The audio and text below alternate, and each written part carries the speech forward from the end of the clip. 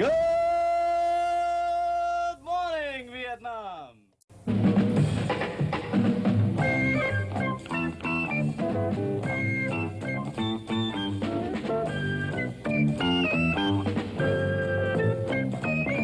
Well, good morning, everyone, and welcome back once again to the second portion of music on a Saturday Dawnbreaker. We'll be here until 9 o'clock. Hope you can join us all the way, for without you, we here would be awfully lonesome, you know. This is your host, Army Specialist Kramer has the record man. I can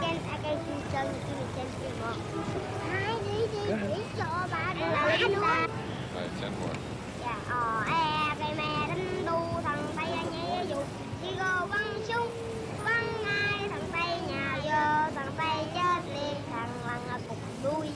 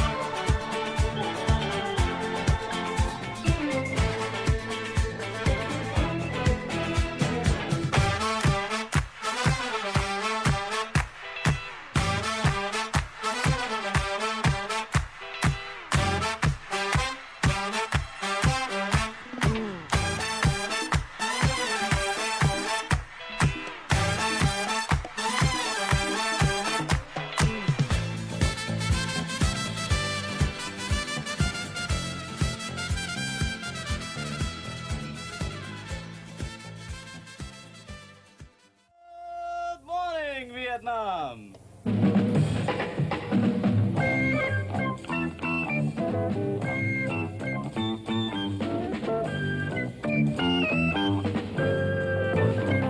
Hip hop toast.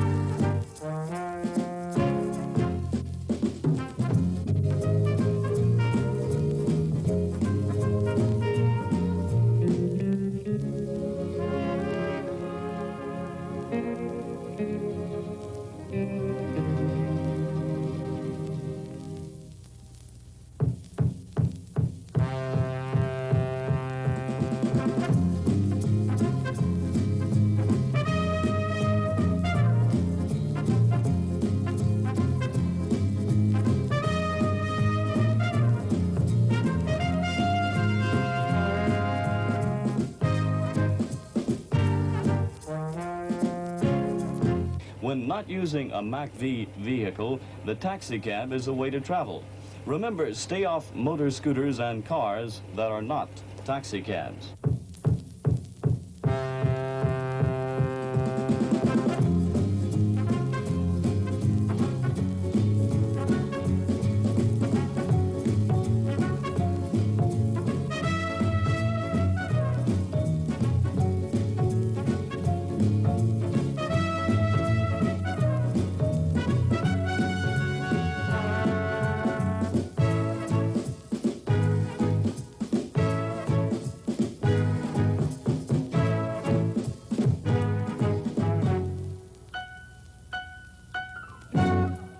Headline news. Good morning. President Johnson held a news conference in Washington last night, said, among other things, that if more American troops are needed in Vietnam, they'll be there.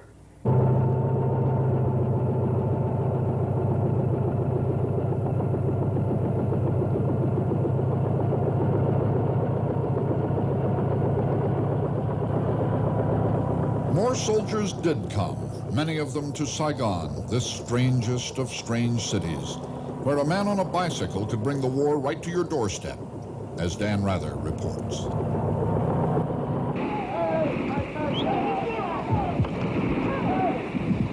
There is still sporadic firing, but we're beginning to piece together at least part of the story. Apparently, some Viet Cong tried to get in with bicycles into the area of an American billet just behind the Saigon TX. A South Vietnamese policeman gave his life at that gate, and together with some American MPs, repulsed the bicycle-riding Viet Cong. Then the suicide squad, which had intended to set off their mind at the American billet, was chased on down the street. American MPs at the other end of the street began firing, spraying the street with considerable small arms and automatic weapons fire. In the resulting confusion, and there was considerable confusion in the wake of this, American military men came pouring in on all sides, most of the military police. There was a lot of crossfire, absolutely impossible to tell whether any of the bicycle riders were firing on the Americans. This much is known. Some of those shot were shot by Americans, but it could be that they were some of the civilians trying to attack the American billet. The war on Saigon streets is every bit as confusing and hard to follow as the war in the field. Saigon's Tan Son Nhut Airport is the funnel for United States aid to Vietnam. The time is 5:06 in the quarter. We have the about 147. Check the jet passing. Clear for takeoff runway 25. We are allies. South Vietnam supplies the battlefield, and we supply endless streams of young men, vast squadrons of planes, the machinery of war, and the money. The money is staggering. $20 billion this year for planes and guns and bombs, and $525 million more for economic aid. That amounts to more than $1,000 for every man, woman, and child, including the Viet Cong. There is more money where that came from, and we keep pumping it into Saigon. Saigon is the city where we will find out if it is possible to get our money's worth.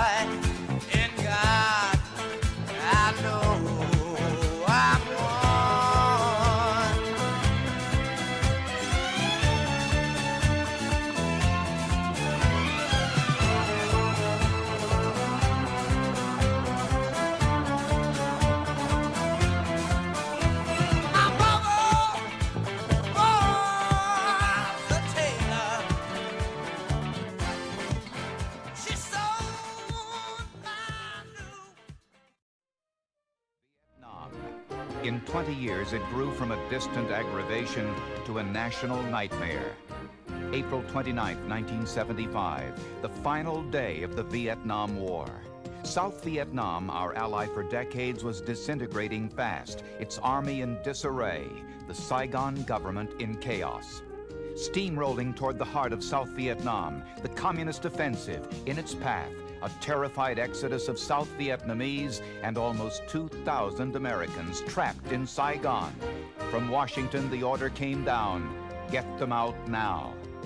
In the final hours of the Vietnam War, America undertook a desperate and heroic mission under the most perilous conditions, a total U.S. evacuation, Operation Frequent Wind. This is the story of the fall of Saigon, of the final defeat of the capital city of South Vietnam, and of the life and death struggle to escape to America in the face of the enemy. Through it all, ABC News was there. Watch now the original ABC News broadcast of a great TV news story, the turbulent end of a tragic war, America's final hours in Vietnam. January 1973. The United States and North Vietnam signed the Paris Peace Accords. America's direct military involvement in Vietnam comes to an end. A ceasefire is declared, and U.S. ground forces are withdrawn. American POWs return home. America breathes a sigh of relief and tries to put the war behind it. South Vietnam must now fight the North Vietnamese alone. But peace proves temporary. Within a year, a revitalized North Vietnam resumes attacks on the South. By the first months of 1975, what had now become Hanoi's juggernaut offensive moved swiftly ahead. South Vietnam, weakened by waning U.S. support, begins to falter. South Vietnamese President Nguyen Van Thieu and his government desperately trade land for time. As a result, the defense perimeter around the city of Saigon erodes. The day is March 13, 1975. Almost exactly 10 years ago, the major U.S. involvement in Vietnam began. It began after the communists blew up an American officers' quarters in the Central Highlands capital of Pleiku. But the real reason was that U.S. intelligence said the North Vietnamese were about to cut South Vietnam in half, across the Central Highlands to the sea. Today, the Associated Press says the South Vietnamese have decided to give up the 3 Central Highlands provinces of Kon Tum, Pleiku, and Dar Lac. South Vietnamese officials are quoted as saying headquarters units and some Americans in the area have been flown out, and that ground forces in the area are going to try to fight their way east to the coast. It would be the biggest South Vietnamese retreat in the whole war, and it would abandon to the communists a long list of places where Americans died: Pleiku, Kon Tum Airport, Dak To. The South Vietnamese are quoted as saying they are hampered in supplying the area and that they will consolidate in more easily defended coastal enclaves. That was a strategy advanced in 1967 by General James Gavin and rejected by the American command and the Johnson administration. The story from South Vietnam grew increasingly grim today. Reports of new government withdrawals continued to flow into Saigon. The number of provinces abandoned to the communists or in the process of evacuation increased to 8. The latest additions are Bin Long, just 60 miles north of Saigon, and Tuat Can on the northern coast. The city of Hue, which is in that province, was reported today to be a ghost town. Meanwhile, there were reports that 5 more provinces are in danger of collapse, among them Tai Ninh province, which borders on Cambodia. Jim Giggins reports from the Tai Ninh-Saigon Road.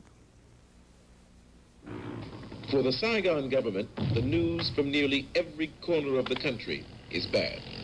And the events here, not more than 25 miles from the capital, are a microcosm of what's happening throughout South Vietnam, which is to say, Saigon's enemies are pressuring Saigon's troops into pulling back on every front. Viet Cong soldiers cut this road from Saigon to Tay Ninh, and South Vietnamese helicopters did all they could to dislodge them. Despite South Vietnamese air power, the Viet Cong held on. Instead of giving up, they advanced, terrifying not only the civilians, but a good many government soldiers as well, who created a traffic jam of retreating army vehicles and troops. This road is the lifeline between Saigon and its forces fighting along the Cambodian border. Yet, the Viet Cong are everywhere. Those government soldiers and police who stayed behind formed a nervous roadblock to keep any unsuspecting civilians from moving into the battle area. Few wanted to go in when they saw hundreds were coming out. The question being asked now is how long can President Thieu, militarily and politically, take these losses? The Central Highlands now belongs to Saigon's enemies. Hue and the Northern Territories are tottering. Tay Ninh is under siege. The area around Saigon is secure, but that's about all. This is Jim Giggins, ABC News, on the Saigon-Tay Ninh Road. In some of the areas further north, the communists appear to be aiding the withdrawal. There was one report that a communist tank force turned on its lights so retreating government troops could find their way at night. But in other sections, the communists were reported harassing troops and refugee columns. The refugee exodus continued today from the 3 Central Highlands provinces abandoned earlier. Frank Mariano has a report. This group is part of 15,000 persons brought to the coastal area of Tuy Hoa under the protection of South Vietnamese troops. The military commander said they had come under sporadic attack by North Vietnamese forces all along the way. Many left so quickly, much of what they owned had to be left behind. Many families were separated. Now, some had to share a hastily selected refugee camp with strangers. Coastal enclaves like Tuy Hoa and Nha Trang will soon be filling up. A 60-mile-long refugee convoy from Pleiku and other parts of the highlands is halted 20 miles from here due to bridges being out all along the escape route. There are said to be anywhere from 50 to 150,000 persons lining the road. Before the exodus from the 3 provinces is over, 250,000 people will have left their homes, homes which they will likely never see again. Frank Mariano, ABC News, Saigon. In South Vietnam today, the communists are reported to be in firm control of at least 7 provinces and are fighting for at least 7 others. There was fighting today only 35 miles from Saigon, where officials have ordered the city's militia into a state of alarm and readiness. In the north, there are reports that the old capital of Hue is 80% evacuated. The fighting has been getting heavier there. An estimated 40 to 50,000 vehicles of all types are reported on the road leading south to Da Nang. We have a report on the refugees from ABC's Jim Giggins. The largest mass exodus in the history of South Vietnam is clogging the roads in the northern provinces as well as the Central Highlands. For tens of thousands of civilians in Hue, the handwriting is on the wall. The government cause is lost, with little left to do but to try to reach Da Nang and relative safety.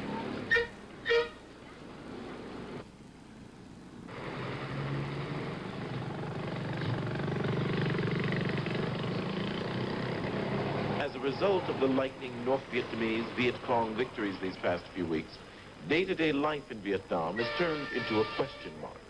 Hospitals can hardly handle all the wounded soldiers and civilians, victims of the Blitz from the north. The Saigon government doesn't even control all the main roads in the country, which means that a simple trip from one town to another often turns into a nervous waiting game, with the Viet Cong cutting the highway, daring anyone to pass. Some of the evacuees are Americans. This group, associated with a United States engineering firm operating in Vietnam, had to hastily leave Dalat as it came under North Vietnamese siege. It's a very sad sight in Dalat. The people are along the roads and along the streets with all their possessions, waiting for buses or trucks or anything to come that they can load their few things on so they can leave town. People are all worried, and my dad wants us out of there in case the enemy attacks. The loss or probable loss of so much, especially symbolic cities like Dalat, has all but demoralized Saigon's forces. In the old days, they would fight for every inch of highway. Now, instead of fighting back, there is often little left for government troops to do but accept, for the moment at least, the enemy's control of some of their most vital territory. This is Jim Giggins, ABC News, reporting.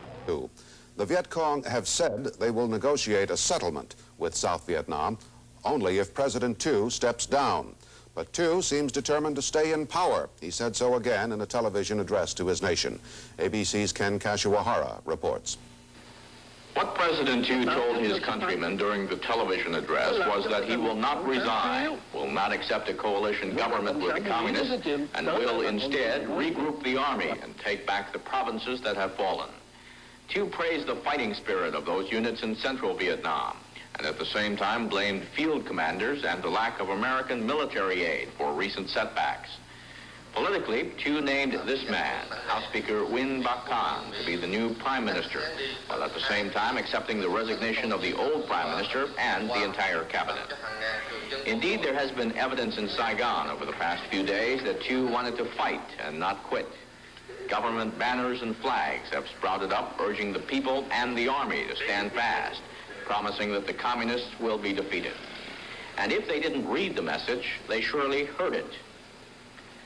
Loudspeakers in the city center have been blaring words of encouragement to all who will pay attention, and the volume is such that it is difficult not to.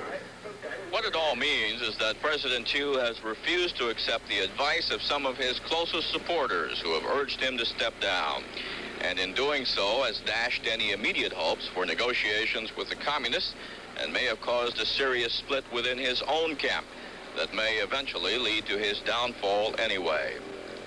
Ken Kashiwahara, ABC News, Saigon. It all began on March 10th, less than a month ago, with a North Vietnamese attack in the Central Highlands. 3 days later, President Chu ordered withdrawal from the highlands, and refugees began flowing east toward the sea.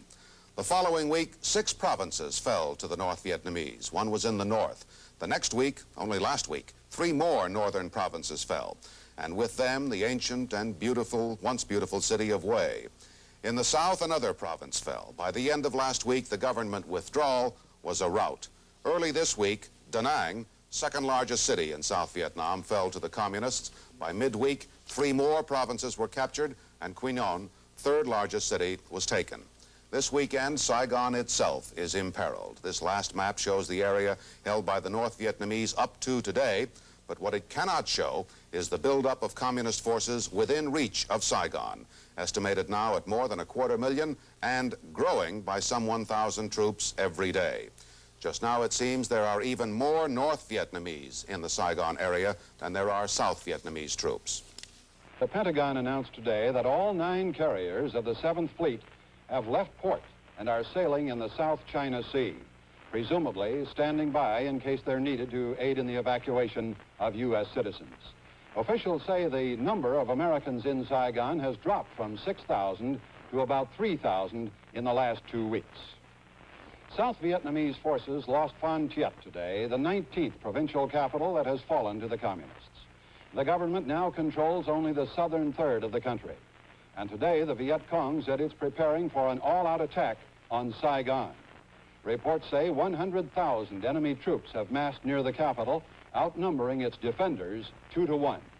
The communists are testing those defenses with assaults on cities around Saigon. One of their targets has been Swan Lock. ABC's Jerry King reports on the fighting there. The fight for Swan Lock has gone on for 1.5 weeks. There's not much left for the communists to take, not much for the South Vietnamese to defend. The city is 40 miles from Saigon. It is surrounded by the North Vietnamese and must be resupplied by helicopter. And there are still refugees who were caught in the city when the communists closed off the main road to safety. There are also North Vietnamese, dead commandos left behind after their attempt to capture the city failed. The Saigon government is still holding on to the city, but the cost has been high, and in the end, it may well prove to be superfluous. Further back Highway 1, the road from Saigon, government troops have been unable to dislodge the North Vietnamese and open the way to Swan Lock.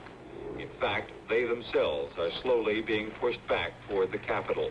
Just down this road, the South Vietnamese forces regrouped once again and were trying to fight off the advancing North Vietnamese.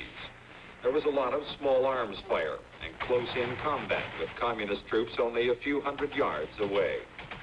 It got so hot and heavy that the command armored personnel carrier withdrew from the front lines and set up a little further back. From there, it directed many rounds of incoming government artillery.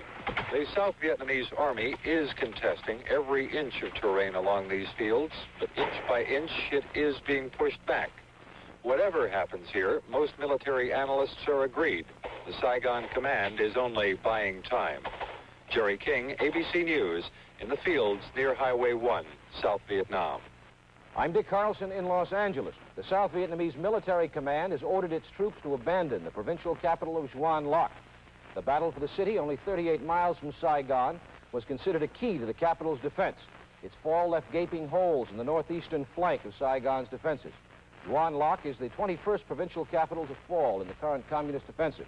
The threat of an all-out attack has brought the war home to the people of Saigon. ABC's Jim Giggins reports. This has always been a deceiving city. Even in the worst of times, life and death appear to continue with their normal rhythm. But underneath, there's a growing panic that could shatter the city's facade at any moment. There's an apathy showing up. There's an indifference in some people, and in a lot of other people, there's a sense of panic developing. Every day now, I meet friends who start talking about themselves or members of their family carrying poison. And this is intended for, if the other side takes over, that they'll use it to commit suicide.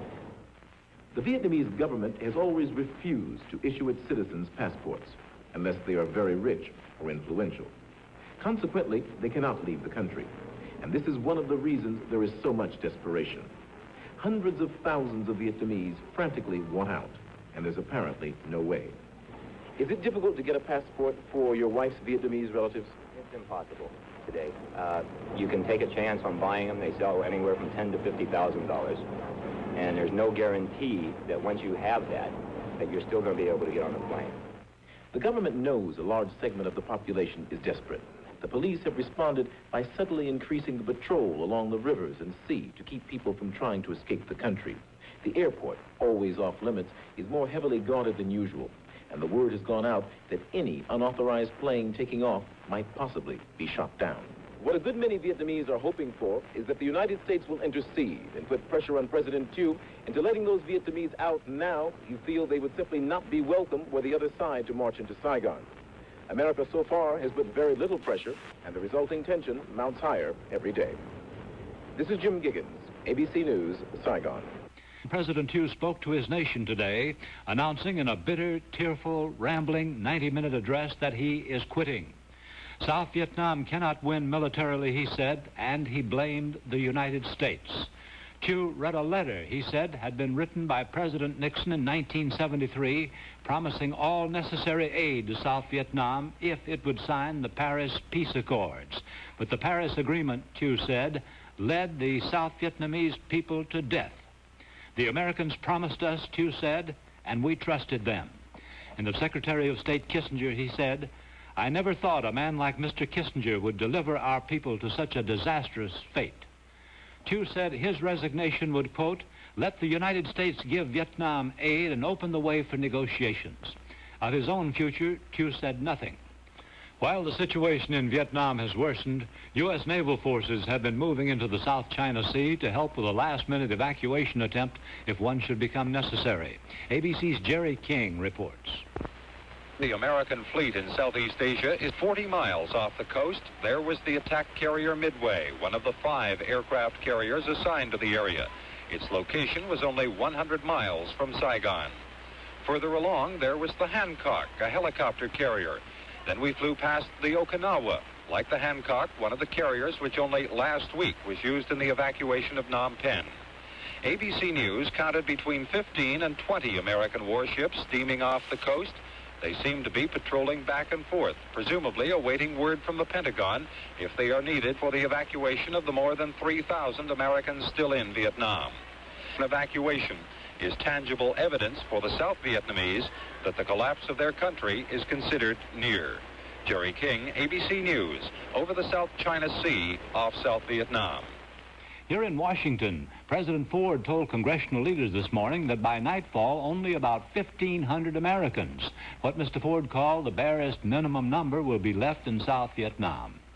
The question remains, what happens to those 1,500 and perhaps to tens of thousands of Vietnamese who may want to leave Saigon? ABC diplomatic correspondent Ted Koppel reports.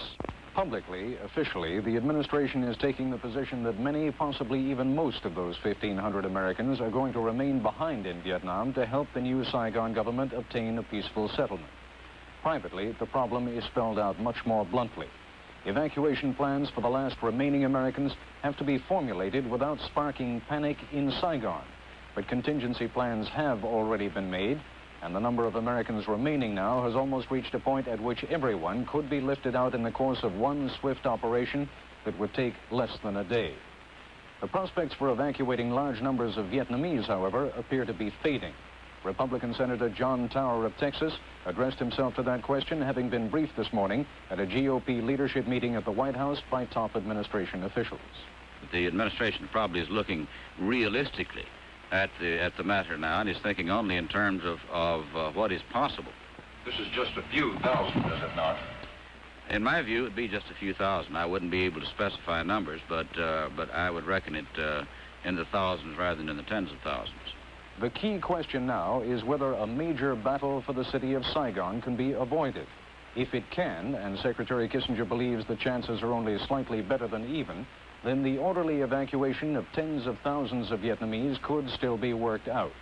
But barring a negotiated ceasefire with the North Vietnamese and Viet Cong, the most the administration expects to accomplish now is the safe withdrawal of all Americans, together with a few hundred Vietnamese who could be airlifted out at the same time. This is Ted Koppel, ABC News at the State Department. The fighting in South Vietnam was down to near zero today, while the flow of refugees out of the country sharply escalated. Efforts were underway in Saigon to form a new government that could negotiate with the communists, with the name of General Duong Van Minh, Big Min, prominently mentioned. With the communists poised for a final move on Saigon just about at will, the lull has increased speculation that something has been or is being worked out behind the scenes. But others believe the lull, which is now in its fourth day, is beginning to get ominous. ABC White House correspondent Tom Jarrell reports. The lull has gone about as long as we could imagine. I have a gut feeling something is about to change. That view was expressed today by a U.S. Vietnam expert who believes it's possible that a surrender or be attacked ultimatum could be issued by the North Vietnamese against the Saigon government within 24 hours. Such a rumor is already circulating in Hong Kong, but U.S. officials say they can find no solid basis for it. The 4-day pause after the North Vietnamese have encircled Saigon has the earmarks of a period of frantic behind-the-scenes diplomatic negotiations aimed at avoiding a final battle for the capital. The Saigon government's moves to put General Big Min back in power is described by one U.S. official as the maximum Saigon can go to prove to the other side that you are ready to quit. The North Vietnamese have not tried to attack the U.S. evacuation airlift, and in an apparent signal back, President Ford has said the United States' role is over in Vietnam. When questioned today about U.S. North Vietnamese diplomatic contacts, the president's spokesman would only say the subject is too delicate, too sensitive to discuss. Tom Jarrell, ABC News, Washington. These Americans and their Vietnamese dependents are terrified of what the communists will do to them and their children if they take Saigon, because they've all worked for the Americans at one time or another, or so they claim. Now they're using their American connection, however tenuous, to try to qualify for the U.S. airlift. Some of them make it. Most of them don't. The lucky ones are usually the children. Nick Lally is a bachelor, an American aircraft technician who's lived in Saigon for the past 9 years. A few days ago, the widowed mother of Nguyen Thi Yut, a little girl who used to deliver his newspapers, came and begged him to adopt her child and get her out of Vietnam. Suddenly, at the age of 55, with a heart condition and no fixed address, he's a father. There are hundreds of Vietnamese out at Saigon's Tan Son Nhut airport who camp here in the hope that some American somehow might be able to get them out. If not them, their children. With the communist forces a few miles away, they believe that they are all living on borrowed time. Well, be happy, smile. Let me see you smile. Come on. Big one. Give me a big one. Give me a kiss. Hillary Brown, ABC News, Saigon. Viet Cong forces shelled the center of Saigon in the pre-dawn hours of Sunday. It was the first time in over 2 years that's happened, and apparently meant as a reminder that the communist forces can strike the city at will. At least 6 people were killed in the attack. The Saigon government is trying to prevent an all-out assault on the capital this weekend if peace efforts fail. The prospect for Saigon is very grim indeed, as ABC's Hillary Brown reports. This is the route that the North Vietnamese army would take for an assault on Saigon from the north. Now they seem to be moving closer to the capital, poised for the strike. The South Vietnamese army are so outnumbered and outflanked now that even if they fought hard, they'd be overrun in a couple of days.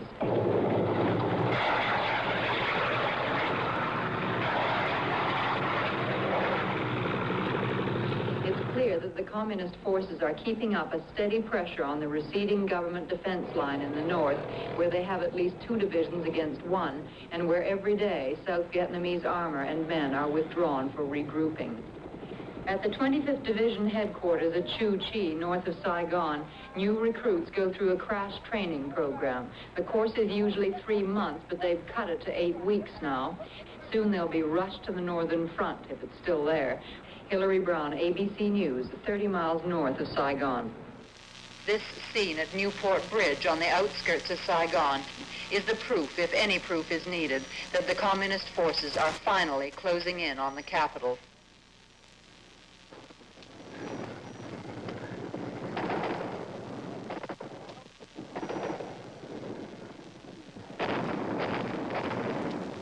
A communist commando unit, probably Viet Cong, has slipped into Saigon and dug itself beneath this American bridge over the Saigon River. They're equipped with grenades, anti-personnel bombs, and AK automatic rifles. Above them, South Vietnamese helicopter gunships circle and fling down their salvo of rockets.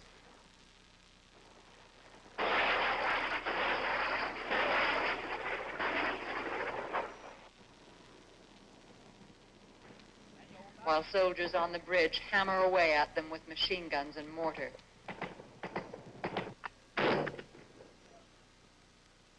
Much of the American commissary on the other side of the bridge was destroyed in this fighting. An undisclosed number of soldiers were wounded and killed.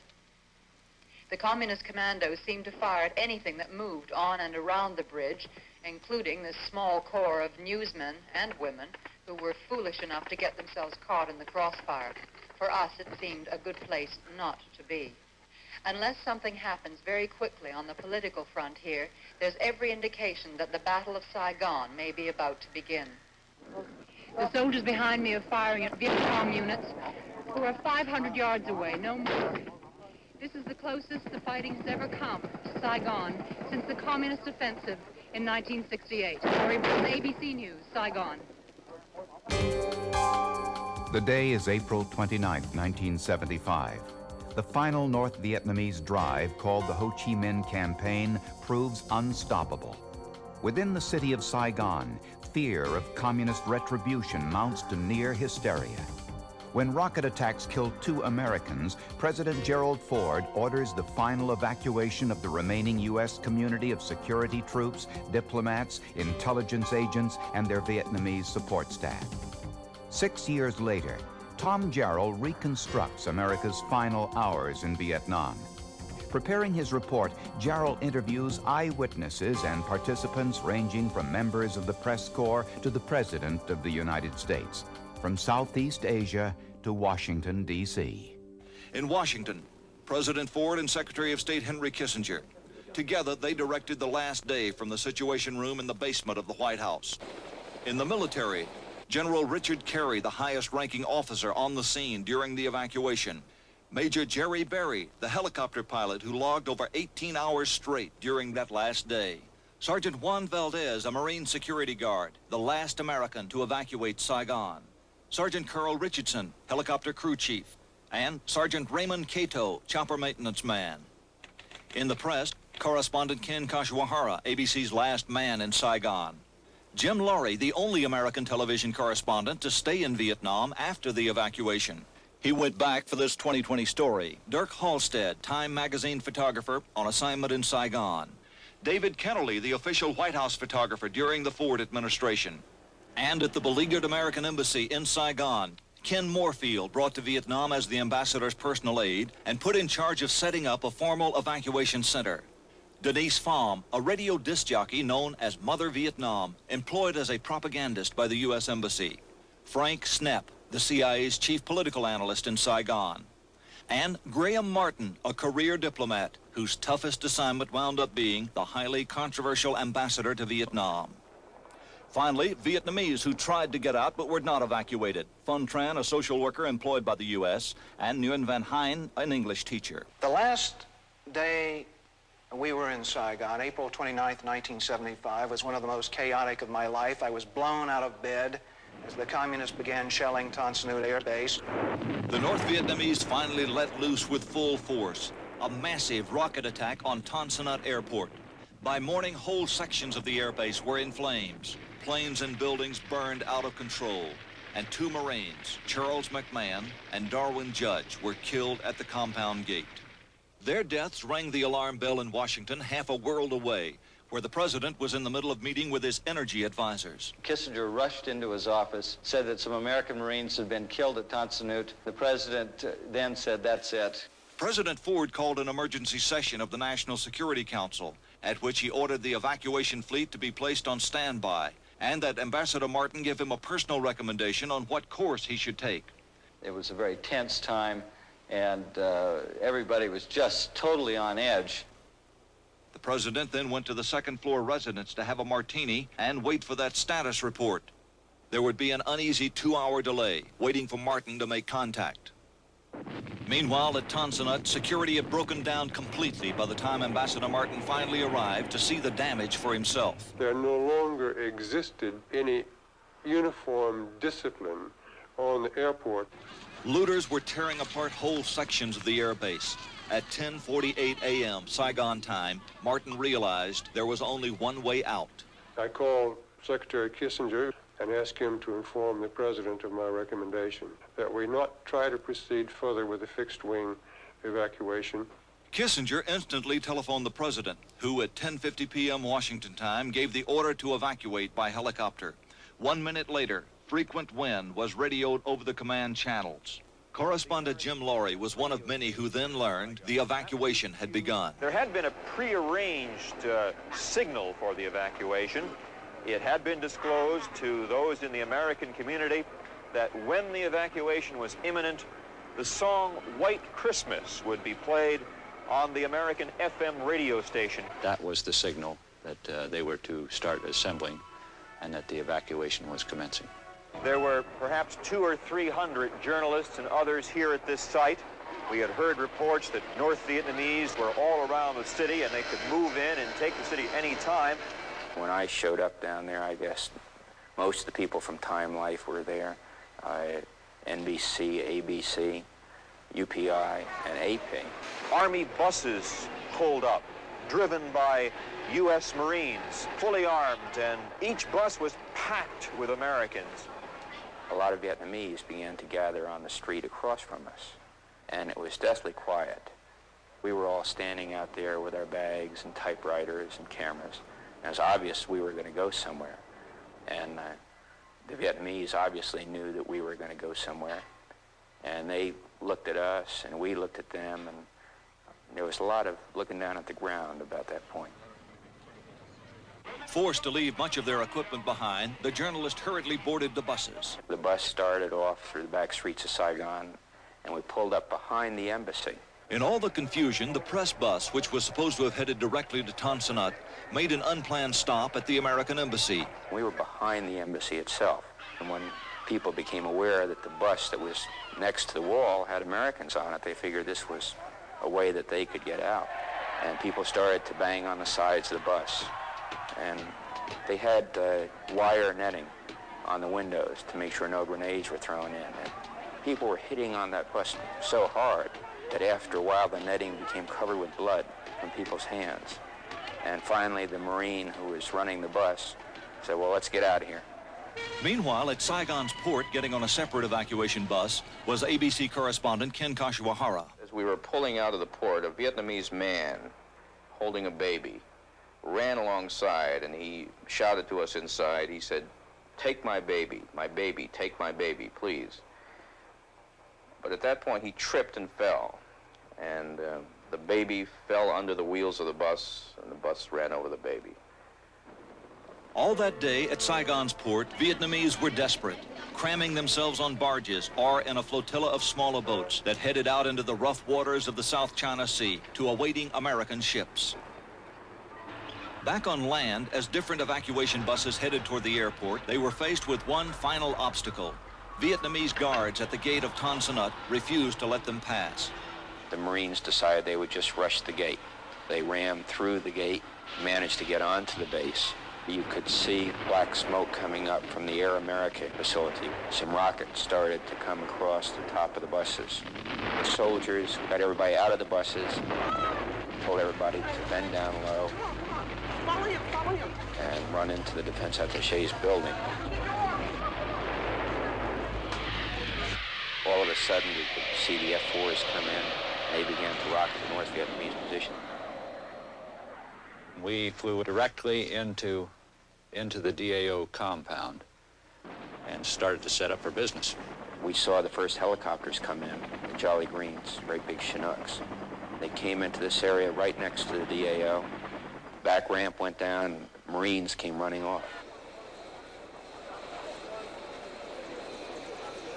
Being a crew chief, I'd be up front, and I'd be, waving the people in. And then the first mech would be out the ramp, helping the people up, pushing them in. People have been told they're only going to be allowed to have one bag apiece. People would wear 3 and 4 suits, trying to get as much as they possibly could out. People crowded in, and they just want to pick their own spot. That's no way, just get up there, you have to get up there. Sometimes, you'd almost have to step on people so you could get out there and get the people in. The minute they would get one helicopter full, another helicopter would come in, take its place, Marines would come running out, go into defensive positions, and the process would start all over again. Even with machine gun cover from overhead, by mid-afternoon, Marines at the airport could no longer contain the crowds. So it was decided to shift the evacuation to the more protected American embassy. Jim Laurie, who had decided not to evacuate with the others, watched the shift from the roof of the Caravel Hotel. Right behind me, we looked out and we saw the helicopters come in from the South China Sea and pick up people on the roof. I think I was the first airplane in, first Marine Corps helicopter into the embassy compound. We'd come in over the left side of the building and then drive it in on top of the roof. Juan Valdez was a Marine guard at the embassy. I was roving around from place to place. At one time, you found myself at the ground floor, at the parking lot with those people, and at other times, I would go up to the roof and see how that evacuation was going on. The Marine ground forces were actually in charge on the roof. They were bringing people up through the hatch, and it'd be a matter of a couple minutes, and you'd be fully loaded with anywhere between 15 and 25 people and ready to go. All afternoon, choppers landed on the rooftop and in the secure compound below, where yellow flares were used to direct the pilots into the landing zone.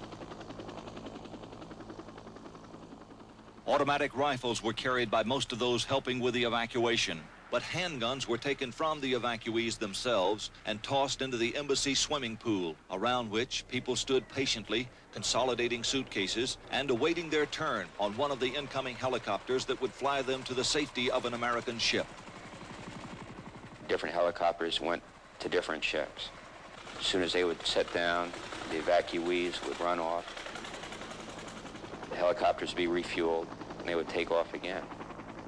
Also flying out to American ships offshore in the South China Sea were small Vietnamese planes and helicopters. Their pilots and crews were fleeing to the U.S. warships for safety at any cost. But none of the Vietnamese pilots could figure out the landing patterns, and they refused to make radio contact. The air boss is saying, please, somebody talk to me. South Vietnamese aircraft are not listening to anybody, and they've got full loads of people on board these aircraft. And they're coming in no matter which way they can get in, as long as they can get on the flight deck. The people jumped off the aircraft and just left the aircraft turning. The Vietnamese choppers kept coming. Soon they took up so much room on board the U.S. ships, there was only one solution. We had to throw all of them off the side because we didn't have room for them, because our aircraft were coming in for fuel. 15, 20 people grabbed the nose and rolled it right off the side while the ship was underway. You get a lot of enjoyment in throwing these helicopters over the side because, nobody's in them. And it's a lot of fun to watch how they look when they're sinking. As long as you're not in it. Other Vietnamese pilots, after dropping off their passengers and being thoroughly frisked themselves, flew their helicopters off the side of the ship and ditched their aircraft in the sea, jumping out at the last possible moment. Again and again, pilots unloaded their choppers this way. And as risky as it was better than the alternative, flying back to Vietnam. Only one crash occurred that wasn't intentional during the evacuation. An American helicopter went down, killing William Neistel and Michael Shin, the last Americans to die in Vietnam. Back at the American embassy, classified documents were being shredded and bagged. At one point, those bags broke open, and the chopper blast sent the paper flying. We destroyed some of the last files on that last day. All of them were destroyed before we left. We had an abundance of weapons there.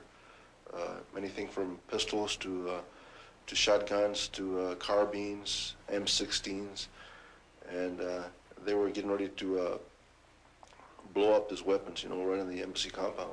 All around the building, there were thousands of Vietnamese who had gathered, most of them desperate to get out.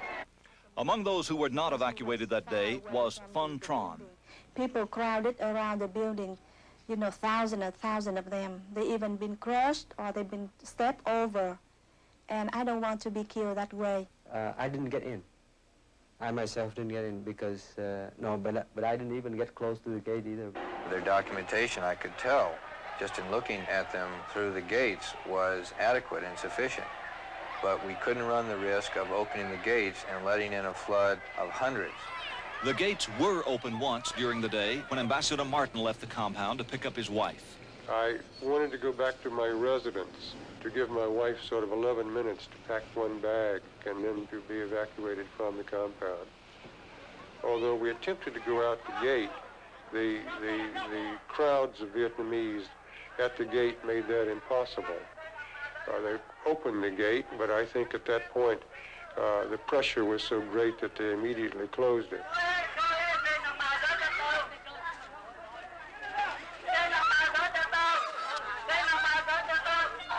As this scene took place in front of the embassy, Martin slipped out the back, picked up his wife, and made sure she was flown out of Saigon.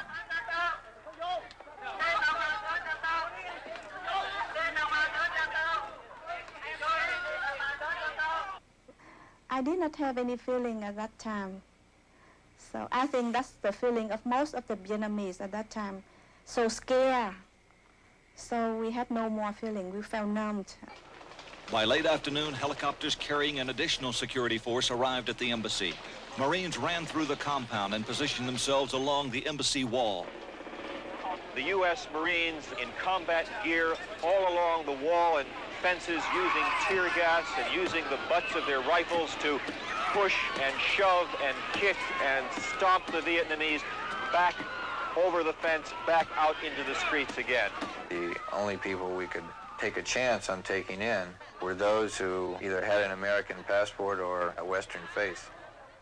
I had been mistaken many times in the previous 2 months for a Vietnamese. So I had this real fear that once I got to the top of the wall, the soldiers and Marines would simply push me back or kick me back, which is what they were doing to the Vietnamese. The only thing I could think of was that if I got to the wall and the Marines started kicking me back down, I was going to shout in perfect American English, "The Dodgers won the pennant." Marines did not stop Kashiwahara, who scrambled over the wall and into the compound. All during that period, there were telephone calls, radio calls still from people who were abandoned. You told me to meet you at this particular spot. Where are the Americans? The voices came in over the radios. We finally got through, and the only thing that we knew and we heard at that time, painfully, was, "Go, good luck." We did try to take out all those to whom we had a very definite responsibility. I felt a complete abandonment. I mean, here we are just not nobody off the street. We are part of the work. They were the people who faced instant death if the communists should move on Saigon, as they did. And as a matter of fact, the proof of all of this is that when they moved on Saigon, one of the first places they went was the Saigon radio station. and they captured one particular announcer who had been left behind, a woman. They tied her to a tree, cut her tongue out, and let her bleed to death. Hour after hour, helicopters continued picking up loads of evacuees. And as night fell, the choppers kept coming. The weather began to deteriorate, as it often does near the water and the coast like that at night. When we got in, started going in there, everything was just dark, except for the lights right there in the landing area. The responsibility that we had was to make sure that the plane was clear of all trees and everything, so we wasn't watching nothing else, just to make sure that when the plane came in for a landing, that it wasn't going to hit nothing. And I think as the night went on, you saw more and more of these Vietnamese surrounding the embassy building. And I think one of my big fears was that one of the South Vietnamese, Arvin, might think he wasn't getting out and just crank a few rounds off at your helicopter. To keep that from happening, the embassy security force patrolled the perimeter of the compound throughout the night as helicopters hovered over them. The president was getting very agitated with Ambassador Martin and kept saying, when is he going to wrap this thing up? Ambassador Martin just kept asking for more choppers, more choppers, more choppers. Finally, the president said, you tell Ambassador Martin to get on that next chopper out of there, and that's it. Ford's order went out on high-frequency radio. It read, the following message is from the President of the United States and should be passed on by the first helicopter in contact with Ambassador Martin. Only 20 lifts remain. Americans only will be transported. Ambassador Martin will board the first available helicopter, and that helicopter will broadcast Tiger, Tiger, Tiger, once it's airborne and en route. The message was received by General Kerry. Brigadier General Kerry came out, and at that time told us that the president said to bring the ambassador out on the next load. And we took off for the embassy. When the helicopter landed, I was instructed by the pilot to ensure that the first person that got on was the ambassador himself. He went downstairs, I think he jotted a little note down, went down to the ambassador, and the ambassador appeared in about 15 to 20 seconds with his entire entourage. He seemed unusually frail as I lifted him up into the helicopter. As we flew out over Saigon, I had a feeling of enormous relief. One could see the lights outlining the river. One could see one or two flashes of gunfire in the distance. But again, the feeling was one of sort of enormous relief that we had been able to avoid panic. Martin arrived on the USS Blue Ridge suffering from what turned out to be pneumonia, and so hoarse he had lost his voice completely. The ambassador strode past reporters and headed for his cabin. In Washington, Henry Kissinger called a long-awaited press conference. Ladies and gentlemen, our ambassador has left, and the evacuation can be said to be completed. Kissinger, exhausted and relieved it was finally over, left the press conference to get dressed for a black tie dinner at the White House for Jordan's King Hussein. Everybody was standing around in black tie. And I looked into Kissinger's office, and there he was, pulling a tie out of this paper bag. What Kissinger did not know was that 10 Marines, the embassy security force, had not been lifted out.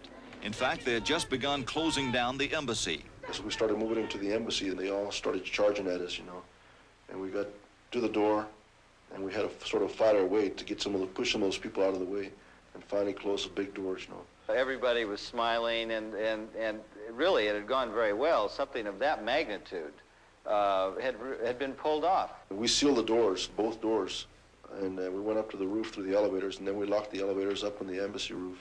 There were 2 doors up there that we also had to lock and put trash cans, wall lockers, fire extinguishers, anything to keep them from breaking up there, As everybody was slapping each other on the back and congratulating one another, word came in that they had overlooked the final perimeter guards around the embassy. They neglected to remove them from the top of the embassy. Instantly, a helicopter was dispatched, and at 8:35 in the morning of April 30th, the forgotten Marines were picked up. Juan Valdez was the last to get on board. I no sooner set my foot on the ramp, and the ramp started going up in the helicopter. I slipped, and then one of the Marines grabbed me and just sort of pulled me inside. And we no sooner started hovering in the air, and then we noticed the Vietnamese had finally broken through that door, and they were already on the embassy roof. By that time, we'd already departed from there. As the last chopper flew off, 420 fully processed, high-risk Vietnamese were left stranded in the compound, as other Vietnamese swarmed through the embassy, taking away everything the Americans had hurriedly left behind. There would be nothing of value remaining by the time the communist tanks rolled into Saigon 2 hours later and stormed the presidential palace. Nearly 7,000 Americans and loyal Vietnamese were evacuated that last day. The war was finally over. It was an ending perhaps best put by this cable the CIA sent to Washington just hours before. Wish to advise that this will be final message from Saigon Station. It has been a long and hard fight, and we have lost. Let us hope that we will not have another Vietnam experience and that we have learned our lesson. Saigon signing off.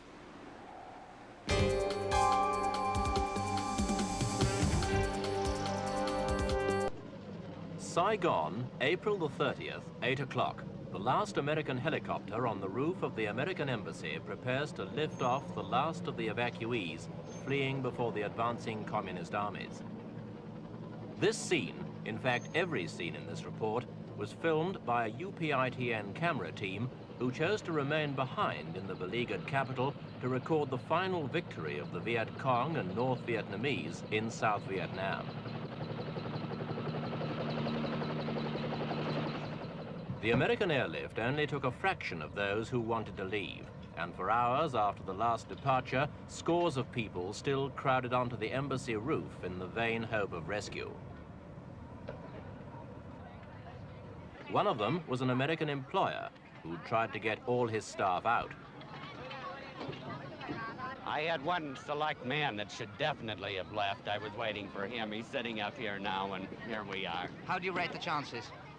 Negligible now. Do you think the last ones have gone? I think they're all gone. I don't think these people up here are committing suicide staying up here, but what can you do? Those who failed on that last day to get a place on the helicopters and who had reason to fear the communist takeover made for the only route that still offered a chance of escape, the Saigon River. Hundreds scrambled in panic onto any boats they could reach, not caring how they got aboard or what they left behind.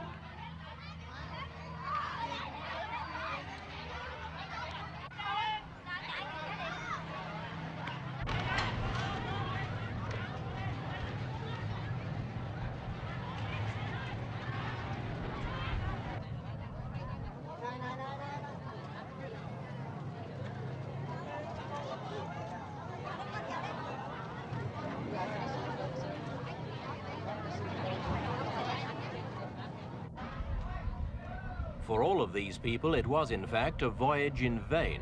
The communists had already captured the port of Vung Tau at the mouth of the river.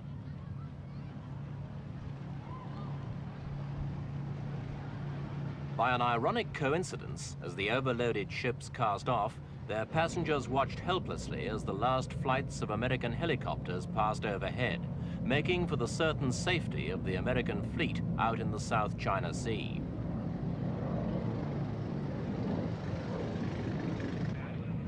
Back in the city, normal patterns of behavior broke down. In a climate of every man for himself, American homes, offices, and stores were looted of everything. The American embassy was ransacked in a matter of hours, despite a government warning that looters would be shot on sight. What wasn't worth taking was simply junked on the streets.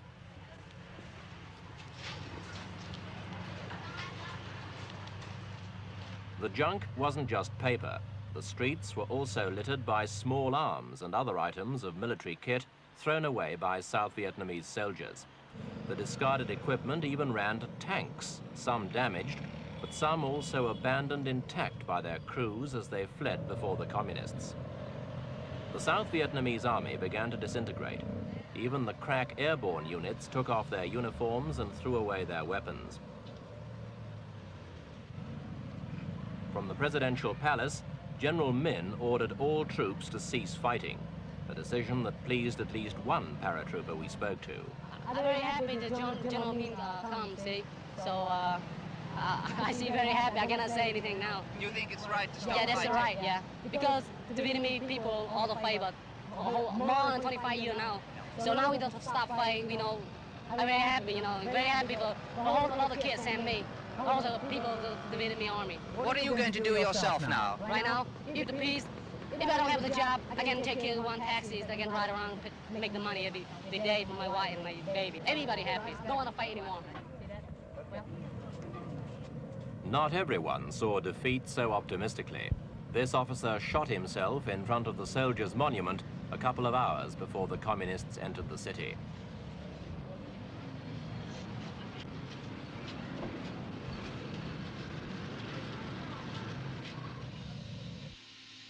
And then, shortly after midday, came the climax of 30 years of fighting.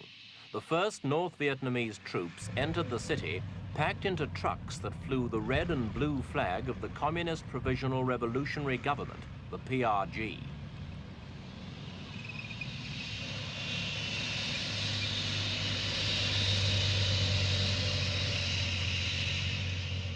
Minutes later, their Russian-made tanks smashed down the gates of the presidential palace and took up positions in the grounds.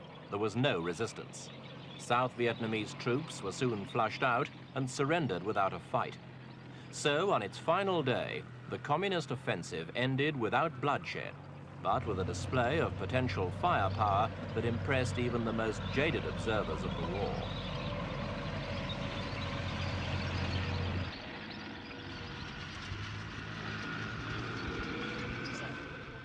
The new masters in Saigon, or Ho Chi Minh City as they called it, were clearly delighted. It had been a very disciplined arrival, the result of careful and detailed planning in which every unit knew precisely where to go and what to do, and it had all gone without a hitch.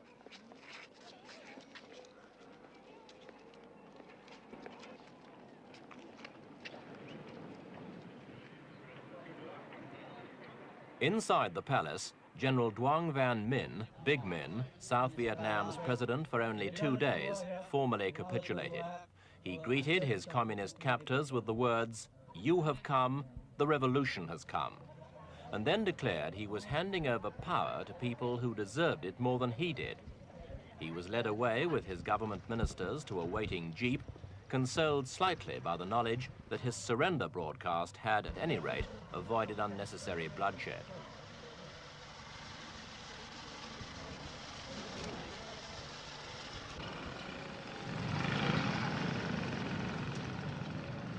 For the rest of the day, North Vietnamese and Viet Cong troops marched steadily into Saigon, hardened regulars in jungle battle dress, some pushing bikes, others in the more casual uniforms of guerrilla fighters.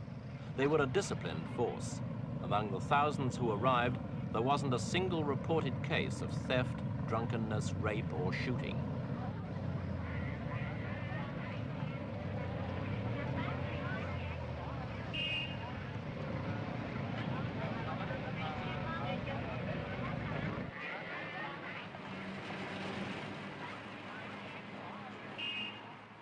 People who hours earlier had feared for their lives now turned out on the streets to cheer and welcome. The sense of relief in Saigon was almost tangible.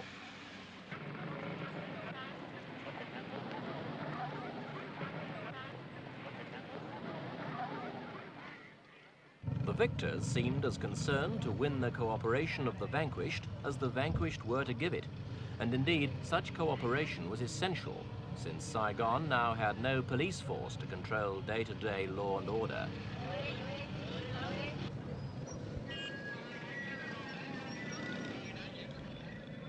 The relaxing of tension made for an almost holiday atmosphere as the celebrations of victory got underway. The first demonstrators on the streets were the Buddhists, many of whom had long opposed the military regime in Saigon and the involvement of the Americans in the war.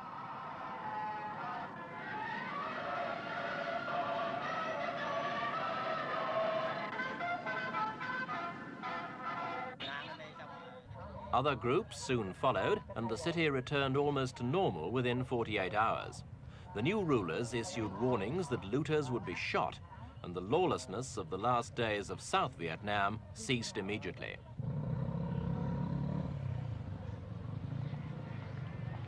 As the first day of peace for 30 years dawned in Vietnam, the banks and some shops remained closed. But in Saigon's markets, it was business as usual. Prices of meat and vegetables rose slightly in the first 2 days of communist rule and then leveled out. And the city's black markets continued to flourish. There were, of course, some changes. In the main market, traders were quick to peddle a new line in flags.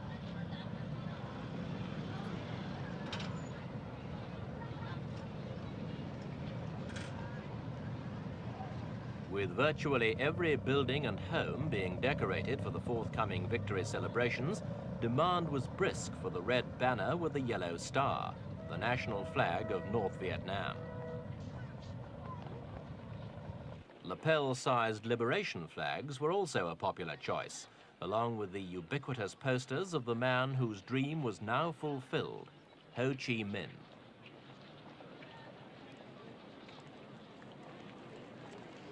Though there were few immediate supply problems, the long-term future is not so secure. Saigon may, for example, become a city of bicycles like Hanoi and Peking. Petrol is scarce and costs the equivalent of up to $10 a gallon on the black market. Since nearly all South Vietnam's needs were previously met and paid for by the Americans, fuel is certain to become even more scarce and expensive, and it can't be long before most of Saigon's Hondas are driven off the streets.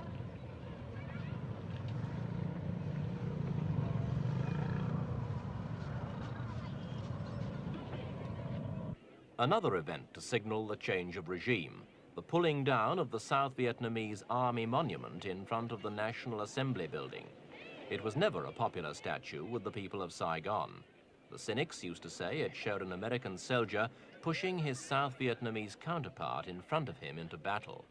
Its destruction was ordered by the new city government, and scores of people turned out to chip away at the two huge cement figures.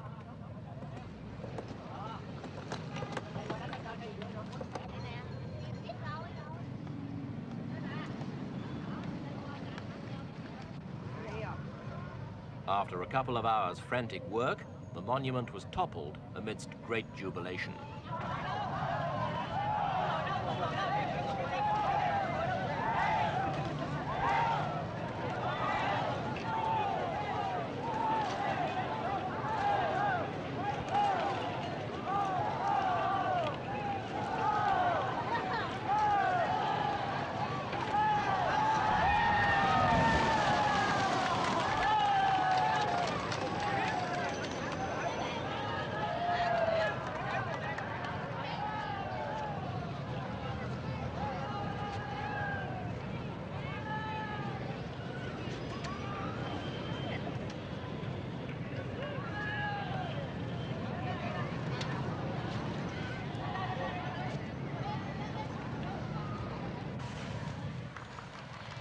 Two weeks after the communist takeover, some schools reopened. At this one, a black uniformed communist cadre began the first course in what's officially called re-education. Crowded round her were the students who would later reenact the liberation of the South in what's become the traditional communist propaganda play, the Americans and their evil reactionary allies against the People's Revolutionary Forces.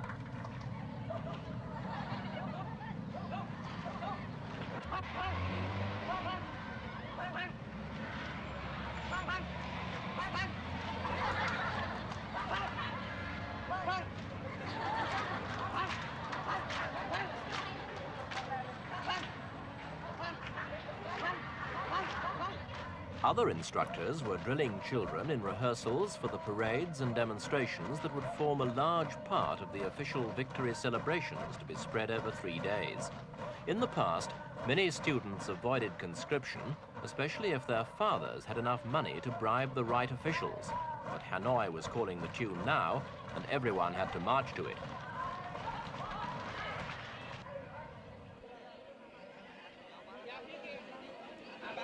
The first appearance of the new authorities came a week after the military takeover.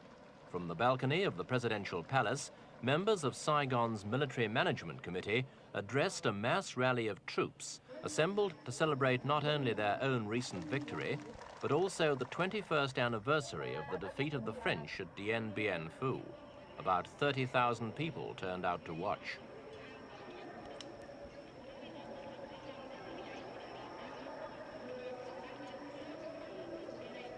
After the speeches, the inevitable parade, led by posters of Ho Chi Minh.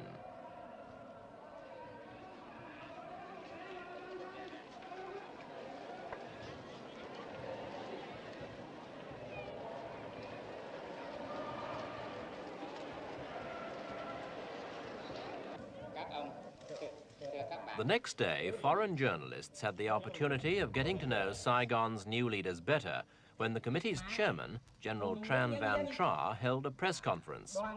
Through an interpreter, he left no one in any doubt that he'd taken over all aspects of the city's affairs. Closely united in their task, the revolutionary administration of the city will, together with the people, settle all problems and wipe out all difficulties. A week later, another rally introduced the Provisional Revolutionary Government itself. On the balcony, the North Vietnamese Army Chief of Staff, and next to him, the PRG's #1, Huyen Tan Pat. Then came North Vietnam's Le Duc Tho, who negotiated the Paris peace agreements, and Madame Binh, the PRG's foreign minister. All of them looked highly pleased as North Vietnamese tanks led the victory parade.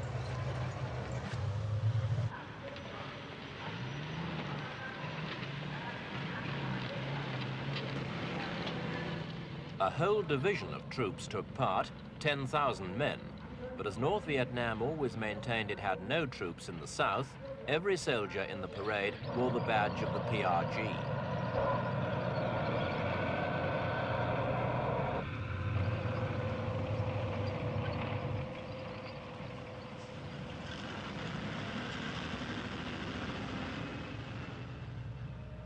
As the parade of hardware went on, the overriding impression was one of finality, that the communists had established beyond all question a tight and unopposed control over the land and people that had suddenly become theirs. And though the conquerors will brook no political opposition, they will probably hope for genuine cooperation as they move away from the art of war and towards the less spectacular but more complex art of government.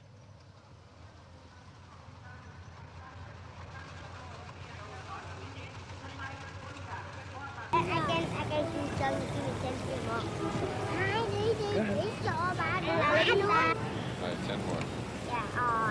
Cây me đánh đu thằng Tây nhảy dù đi go văn súng văn ngay thằng Tây nhà vô thằng Tây chết liền thằng lằn cục đuôi.